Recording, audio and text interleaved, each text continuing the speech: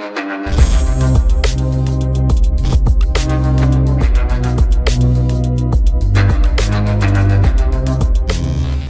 वालेकुम गाइस, कैसे हैं आप। उम्मीद करता हूं कि आप सब खैरियत से होंगे, खुश होंगे और हमारी दुआ है कि हमेशा खुश रहें, हंसते और मुस्कुराते रहें। मेरा नाम है रहमान अनवर और मैं हूं ज़फर इकबाल। और आज हम जिस वीडियो पर रिएक्ट करने जा रहे हैं, इस वीडियो का टाइटल है इंडिया वेस्ट पाकिस्तान जियोग्राफी। अगर वीडियो पसंद आए तो लाइक सब्सक्राइब ज़रूर कीजिएगा और कमेंट में अपनी राय का इज़हार ज़रूर कीजिएगा। तो चलो वीडियो करते हैं शुरू। हेलो फ्रेंड्स, मैं हूं गौरव और हम इतने भोले भाले हैं कि अंग्रेजों ने हम भारत के लोगों को डिवाइड एंड रूल का पाठ पढ़ाया और हमने इसे ही फॉलो करके इंडिया पाकिस्तान का बंटवारा कर लिया। पर सोचो, कभी अगर बंटवारा हुआ ही नहीं होता तो क्या स्थिति होती। इंडिया पाकिस्तान आज ही एक भारत का हिस्सा होते तो भारत की मिलिट्री आज दुनिया की दूसरी या तीसरी सबसे बड़ी मिलिट्री होने के साथ ही दुनिया की तीसरी सबसे बड़ी न्यूक्लियर वेपन वाली कंट्री भी होती। यही नहीं, आने वाले 74th इंडिपेंडेंस डे तक पाकिस्तान की 4 जंगों में, इंडिया पाकिस्तान के बंटवारे में और आज तक भारत पर हुए टेररिस्ट अटैक में मारे गए लाखों शहीदों की जानें भी नहीं जाती। और इसी के साथ इंडिया पाकिस्तान की जीडीपी मिलाकर हमारे देश की जीडीपी यूके की जीडीपी को पीछे छोड़कर दुनिया की 3rd लार्जेस्ट जीडीपी होती। पर यह सब सिर्फ तभी होता अगर इंडिया आज भी 1947 के पहले वाला भारत होता, लेकिन ऐसा नहीं है। इंडिया और पाकिस्तान 2 टुकड़ों में बंट चुके हैं और आज अगर ये एक होते तो चाइना से आगे निकलकर एशिया के डेवलप्ड कंट्री नहीं बल्कि एक सुपर पावर कंट्री बन चुके होते। पर अफसोस ये सब कभी नहीं हुआ और जो बंटवारा हुआ है ना, उससे इन दोनों ही कंट्रीज का क्या हाशर और हाल हुआ है, क्या फायदा और क्या नुकसान हुआ है, आज हम वही चीजें कैलकुलेट करने वाले हैं हमारे इस वीडियो में, जिसका टाइटल है इंडिया पाकिस्तान ज्योग्राफी। बंटवारे के बीच तो अंग्रेजों ने भारत में आते ही बो दिए थे, लेकिन जब ब्रिटिशर्स वर्ल्ड वॉर 2 में हार गए तब उनके पास इंडिया को गुलाम बनाए रखने के लिए पैसे नहीं बचे और इसीलिए उन्होंने भारत को लूट लेने के बाद फिर अपने देश वापस जाने की तैयारी कर ली। लेकिन जाते जाते भी अंग्रेजों ने भारत की बर्बादी के लिए भारत को आजादी के साथ इंडिया पाकिस्तान के बंटवारे का तोहफा दिया और इसी बंटवारे के लिए स्पेशली इंग्लैंड से एक वकील को बुलाया गया जिसका नाम था सर सिरिल रैडक्लिफ, और जो पहली बार बस इंडिया और पाकिस्तान के बीच लाइन खींचने के लिए आया था। मतलब भाई, पहले कभी इंडिया नहीं आए थे, बस पहली बार आए लाइन खींचने। अब सर सिरिल ने कैसे ये लाइन खींची, इस पर पूरा वीडियो इस चैनल पर ऑलरेडी है, जिसे आप इस वीडियो के बाद ऊपर आई बटन दबाकर देख सकते हो। मगर शॉर्ट में बताऊं तो सर सिरिल ने रिलीजन के बेसिस पर बंटवारा कर दिया था, पर इस टेढ़ी मेढ़ी लाइन को खींचते वक्त उन्होंने बॉर्डर्स का बिल्कुल भी ख्याल नहीं रखा, जिस वजह से आज ये दोनों कंट्रीज में प्रॉब्लम है और पाकिस्तान के जियोग्राफिक बॉर्डर्स की हालत काफी खराब है,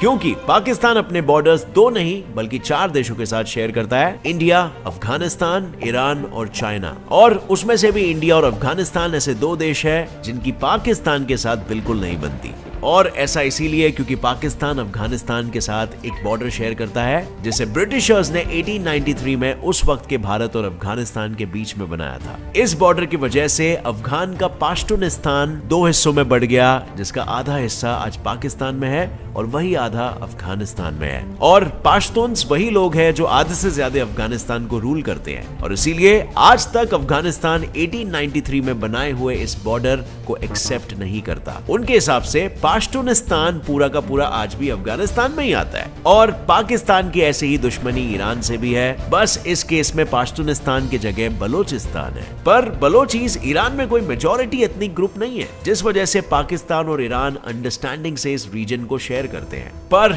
ये कभी भी भाईचारे में नहीं बदल सकता, क्योंकि ईरान को शिया गवर्नमेंट और पाकिस्तान को सुन्नी गवर्नमेंट चलाती है और इसीलिए उनके आइडियल्स और वैल्यूज में बहुत फर्क आ जाता है और आते रहेगा। लेकिन पता है, पाकिस्तान के 4 बॉर्डर शेयरिंग रिकॉर्ड को इंडिया ने 6 देशों के साथ बॉर्डर शेयरिंग करके तोड़ दिया है, जिनमें एक तो ऑफ कोर्स खुद ही पाकिस्तान है और बाकी म्यांमार, चाइना, नेपाल, भूटान और बांग्लादेश है। लेकिन पाकिस्तान और चाइना को छोड़कर इंडिया अपने बाकी के 4 पड़ोसी कंट्रीज के साथ अलायंस में है और चाइना और इंडिया के बीच के गंभीर माहौल के कारण ये LAC लाइन है। पर अक्साई चीन के यहाँ पर आने वाली ये LAC लाइन कोई डिफाइंड बाउंड्री नहीं है, जिस वजह से आज भी ये दोनों देश अक्साई चीन को अपना हिस्सा क्लेम करते हैं। चाइना कहता है कि अक्साई चीन शिनजियांग रीजन में आता है और इंडिया के हिसाब से वो लद्दाख में आता है। इतना ही नहीं तो आपने ये भी देखा होगा कि अरुणाचल प्रदेश इंडिया और चाइना दोनों के मैप्स में उनकी कंट्री का हिस्सा बताया गया है और इसी वजह से इंडिया और चाइना के बीच 1962 में जंग भी हो चुकी है, जिसमें कई लोग शहीद तो हो गए थे, पर आज तक दोनों देशों के बीच इसका फैसला नहीं हुआ और आज भी टेंशन का माहौल बना हुआ है।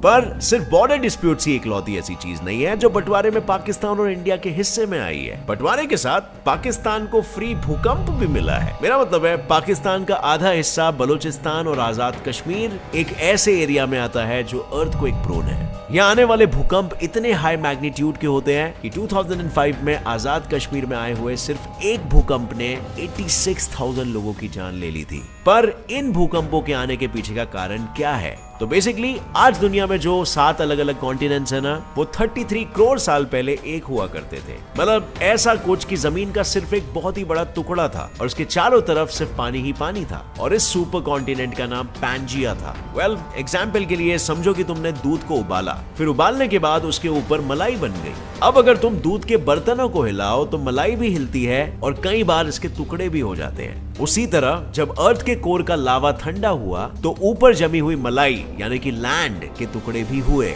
और इन्हीं टुकड़ों को कहते हैं टेक्टोनिक प्लेट्स। अब फ्रेंड्स, आप सोचोगे कहां से कहां पहुंच गए, इन प्लेट्स का भूकंप से क्या संबंध है? वेल, संबंध है क्योंकि फिलहाल इंडियन, यूरेशियन और अरेबियन प्लेट्स आपस में टकरा रहे हैं और इनके टक्कर के झटकों की वजह से पाकिस्तान के रीजन्स में काफी हाई मैग्नीट्यूड वाले भूकंप आते हैं। इतना ही नहीं, इन्हें तो विरासत में बस 1146 किलोमीटर लंबी कोस्ट लाइन मिली है और उसमें भी कराची के बस एक अकेले पोर्ट से पाकिस्तान का पूरा 60% ट्रेड और सप्लाईज आता जाता है। मतलब अगर कल को किसी देश ने इस पोर्ट को कैप्चर कर लिया तो पूरा का पूरा पाकिस्तान लैंडलॉक हो जाएगा और पाकिस्तान के आधे से ज्यादा ट्रेड और सप्लाईज ठप पड़ जाएंगे। अब फ्रेंड्स, अगर आप पाकिस्तान के प्रॉब्लम्स पर दुखी हो तो उससे पहले मैं आपको यह भी बता दूं कि बंटवारे के बाद इंडिया के हिस्सों में भी काफी प्रॉब्लम्स आए, जैसे कि फ्लड्स, अर्थक्वेक्स और ड्राउट्स। इंडिया की आधी बॉर्डर कोस्ट लाइन है जो कि 7,516 किलोमीटर लंबी है, जिस वजह से यहाँ के कोस्टल रीजन्स को ज्यादा बारिश की मार झेलनी पड़ती है और इसके पीछे का कारण है अरेबियन सी के पानी के तापमान में होने वाला बदलाव। क्योंकि अरेबियन सी का पानी इतना गर्म हो चुका है कि उस तरफ से आने वाली बारिश के बादल में बहुत ज्यादा फ्लक्चुएशंस होते हैं और इसीलिए कहीं एक तरफ कोस्टल रीजन्स में ज्यादा बारिश गिरने के कारण फसल नहीं उग पाती तो कहीं बिहार, महाराष्ट्र, कर्नाटका, आंध्र प्रदेश, तमिलनाडु जैसे स्टेट्स में खेत और अनाज ड्राउट यानी सूखे की वजह से बर्बाद हो जाते हैं। इतना ही नहीं तो इंडियन प्लेट हर साल 50 mm जितना यूरेशियन प्लेट की तरफ बढ़ रही है, जिसकी मूवमेंट इतनी स्लो है कि हमें यह महसूस नहीं होता, पर इन प्लेट्स के टकराने के कारण पाकिस्तान की तरह हमारे नॉर्थ ईस्टर्न रीजन्स में भी अर्थक्वेक्स की फ्रीक्वेंसी बढ़ती जा रही है और इसी वजह से हर साल इंडिया और थोड़ा छोटा भी होते जा रहा है। लेकिन इस ज्योग्राफिकल बंटवारे ने कहीं ना कहीं इंडिया और पाकिस्तान दोनों को सिर्फ प्रॉब्लम्स ही नहीं दी है बल्कि कुछ बेनिफिट्स भी दिए हैं, जैसे कि United states energy information administration EIA के अनुसार पाकिस्तान के पास जमीन में पेट्रोलियम ऑयल के लगभग 8 बिलियन बैरल्स है और आयरन और कॉपर, गोल्ड, सिल्वर के रिजर्व्स के साथ साथ जेम्स, मार्बल, टाइल्स जैसे प्रीशियस स्टोन्स के भी रिजर्व्स है। इतना ही नहीं, पाकिस्तान की 26% जमीन एग्रीकल्चर के लिए यूज की जाती है और वहां पर सबसे ज्यादा प्रोडक्शन व्हीट और कॉटन का होता है और इसीलिए कॉटन के प्रोडक्शन में पाकिस्तान दुनिया में 5th नंबर पर आता है और ये वर्ल्ड का one of the largest textile producers भी है। इसके पीछे का एक और कारण है कि पंजाब और सिंध प्रोविंस की जो मिट्टी है ना, वो काफी डीप और बहुत ही ज्यादा फर्टाइल होती है जो कॉटन उगने के लिए एकदम परफेक्ट है और भले ही बंटवारे में पाकिस्तान को कम कोस्टलाइन मिली हो तो भी पूरे देश में इंडस रिवर फ्लो करती है जो पाकिस्तान की सबसे बड़ी रिवर है। सो इन अ वे हम कह सकते हैं कि पाकिस्तान की लाइफलाइन भी है। और वहीं इंडिया के ज्योग्राफिकल बेनिफिट में सबसे ऊपर आता है माइका का नाम। माइका वो माँ वाला माइका नहीं, मेटल वाला माइका, क्योंकि इंडिया माइका का पूरे वर्ल्ड में टॉप प्रोड्यूसर है। माइका असल में एक ऐसा कंपाउंड है जिसका इस्तेमाल पेंट से लेकर मेकअप, ऑटोमोबाइल्स, रबर प्रोडक्ट्स और प्लास्टिक प्रोडक्ट्स में किया जाता है। दुनिया का 60% माइका इंडिया से ही ट्रांसपोर्ट होता है।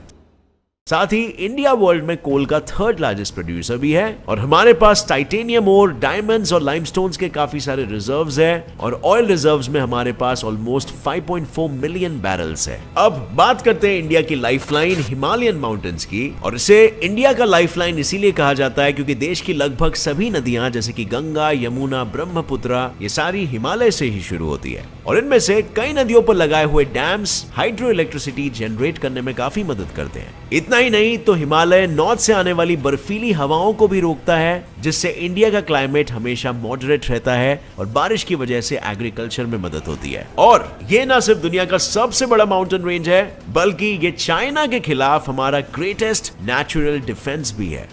सबसे पहली बात तो अगर हिमालयस नहीं होते तो पूरा का पूरा नॉर्थ ईस्ट बंजर हो जाता, और ना सिर्फ नॉर्थ ईस्ट पर जहां जहां से हिमालय से निकलती नदियां बहती है जैसे कि उत्तराखंड, मध्य प्रदेश, राजस्थान, बिहार, उत्तर प्रदेश, हिमाचल प्रदेश, ये सारी जगहें भी बंजर हो जाती और यहाँ से पानी न बहने के कारण ना मिट्टी उपजाऊ रहती और इस वजह से यहाँ पर फसल नहीं उगती, और इसके ना होने की वजह से चाइना जैसे देशों की मिलिट्री डायरेक्टली इंडिया में घुसकर हमला कर पाती, और इसीलिए हिमालयन रेंज हमारा सबसे बड़ा ज्योग्राफिकल एडवांटेज रहा है और रहेगा। तो चलिए अब बात करते हैं उस टॉपिक पे जिसके लिए आप सभी रुके हो, कश्मीर। पिछले 70 सालों से इंडिया और पाकिस्तान के कश्मीर इतना जरूरी क्यों है? इसका जवाब है कश्मीर के ग्लेशियर्स और फ्रेश पानी।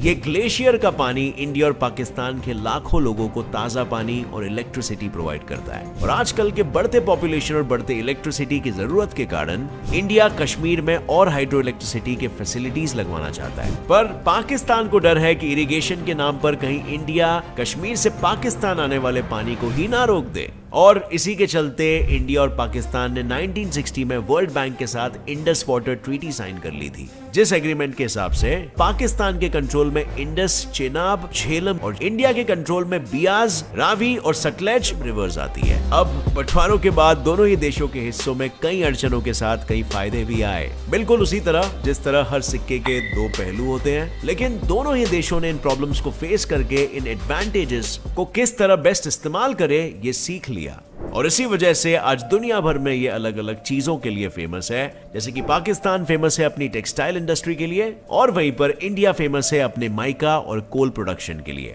लेट्स होप कि जल्दी एक ऐसा दिन आएगा कि दोनों भी कंट्रीज आपस में मिलजुल कर रहे हैं, क्योंकि देखा जाए तो हम शायद उतने भी अलग नहीं हैं। अगर हम हमारे सारे डिस्प्यूट्स, नफरत और पार्टीशन के ट्रॉमा को बाजू में रखें तो ये साफ साफ दिखता है कि हम में कितनी सिमिलैरिटीज हैं। बोली भाषा से लेकर खाने पीने तक सब कुछ सिमिलर है, यहाँ तक कि हमारे कल्चर और हमारी हिस्ट्री भी मिलती जुलती है, पर फिर भी क्यों नफरत और पॉलिटिक्स के वजह से इन सिमिलैरिटीज को हम नहीं देख पाते। अगर आप भी मेरी इस बात से सहमत हो तो कमेंट करके जरूर बताना कि आपको पर्सनली दोनों कंट्रीज के बीच में कौन कौन सी सिमिलैरिटीज दिखती है और कौन कौन से डिफरेंसेस दिखते हैं, और क्या वो डिफरेंस बहुत ही ज्यादा मैटर करते हैं। मुझे पर्सनली एक ही डिफरेंस दिखता है और वो बहुत ज्यादा मैटर करता है, और वो डिफरेंस मैं शायद बताना नहीं चाहूंगा क्योंकि कंट्रोवर्शियल हो सकता है, बट मैं आपकी राय जानना चाहूंगा नीचे कमेंट सेक्शन पे। अगर आपको इस वीडियो से कुछ भी नया सीखने मिला तो एक लाइक जरूर ठोकना।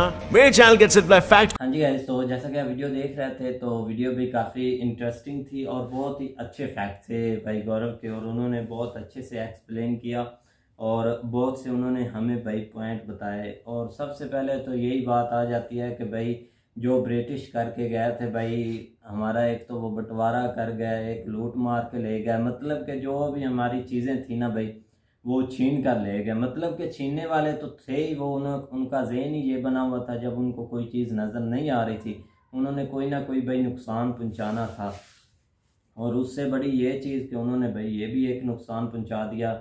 ये जो भाई उन्होंने एक अलहदा कर दिया मुल्क, भाई देख लें कि अगर आज हम इकट्ठे होते, सही बात है भाई गौरव की, तो हमारे पास क्या क्या सहूलत होती, क्या क्या ना ये लड़ाइयाँ होती। मतलब कि ये है कि मिलजुल कर रहते। अब जो लड़ाइयाँ हो रही हैं, जो शहीद हुए हैं, मतलब कि जितने भी फौजी शहीद हुए हैं हुए तो हमारी अपनी लड़ाइयों में है ना, एक दूसरे के साथ। अगर हम में एक दूसरे के लिए नफ़रत ना होती, नफ़रत होनी नहीं थी, क्योंकि अब जब देखते हैं ना कि भाई लोग इस चीज़ को सपोर्ट करते हैं कि वहाँ पर कोई दंगा हो गया तो इधर से कोई सपोर्ट कर रहा है, कोई इधर से सपोर्ट कर रहा है, इस चीज़ को सपोर्ट ना होती। जब एक मुल्क में रहना था तो इस चीज़ को ज़ाहिरी बात है कोई सपोर्ट नहीं होनी थी। तो सब ने बोलना था कि भाई अमन रहे, जब अमन होना था तो आज भाई देख लें कितनी सहूलतें होनी थी, क्या क्या होना था। लेकिन यह है कि हमारी भाई नफरतें, हम एक नहीं हो बिल्कुल सकते। सही बात है।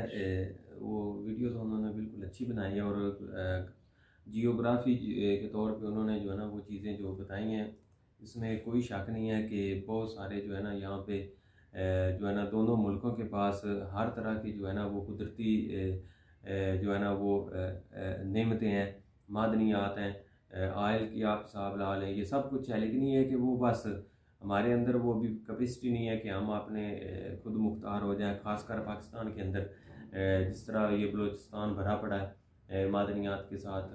तो उसके अलावा हर तरह का जो है ना वो इधर आप वेदर भी जो है कर सकते हैं, दोनों मुल्कों में है। ये सारी चीज़ें यहाँ पे होने के बावजूद जो है ना अभी भी हम जो है ना वो पीछे। इंडिया तो खैर बहुत ज़्यादा स्टेबल है, उसको तो कोई मसला नहीं है, लेकिन हमारा जो है ना वो थोड़ा सा सिनेरियो भी बहुत चेंज है। तो बिल्कुल वो सही बात कर रहे हैं कि अगर इकट्ठे होते तो, लेकिन ये है कि इस सब का फ़ायदा जो है ना वो हर तरह से गोरों को हुआ है। और वो जब पार्टीशन करके गए हैं फिर भी जो है ना वो इन दोनों मुल्कों को ऐसा उलझा के गए हैं कि अभी तक ये जो दोनों मुल्क है ना वो अभी तक स्टेबल नहीं हो सके, और उस बंटवारे वाले मामले से जो है ना वो निकल नहीं सके। तो अगर यही चीज़ देखें तो जो भी यहाँ से गोरा इधर यहाँ पे मतलब वो हमें एक गुलाम कौम समझते थे, हमें जो है ना वो हमारे ऊपर एक उन्होंने जिस तरह कब्ज़ा किया हुआ था, वो चौधरी बने हुए थे। तो उनके बारे में ये है कि जब वो अपने मुल्क में जाते थे तो वहाँ पे उनको किसी किस्म की कोई जॉब जो है ना वो बाद में जो है ना उनको नहीं देते थे। वो इसलिए नहीं देते कि वो ये जहाँ पे रह के आए वहाँ पे इन्होंने जो है ना वो लोगों को एक गुलाम बन रखा था। इनकी सोच भी उस तरह की होगी हुई है बादशाहों वाली, तो इसलिए जो है ना वो अपने जॉब्स वगैरह जो एंड पे होती हैं रिटायरमेंट के बाद, उससे जो है ना वो बतलाते थे कि कहीं ये हमारे कल्चर के ऊपर इस चीज़ का असर ना पड़े। तो वो इतने सियाने थे। बिल्कुल तो कश्मीर है इशू जो है ना वो ये नहीं कि नहीं है, लेकिन ये है कि कश्मीर भी कोई जो है ना वो कम नहीं है, वो भी एक किस्म की जो है ना वो जन्नत ही है।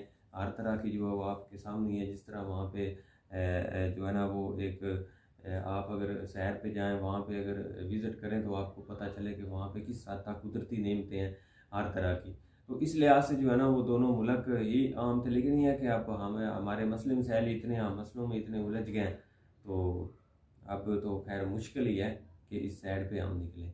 बिल्कुल इस चीज़ की तरफ हमें भाई जाने ही नहीं दे रहा। आप देख लें कि रोज़ कोई फसाद होता है, उससे और लोगों के दिलों में भाई नफ़रत फैल रही है। बस ये नफ़रत पैदा करने वाले ये खुद ही भाई पॉलिटिशियंस ही हैं सब के सब।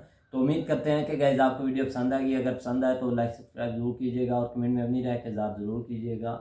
अल्लाह हाफ़िज़।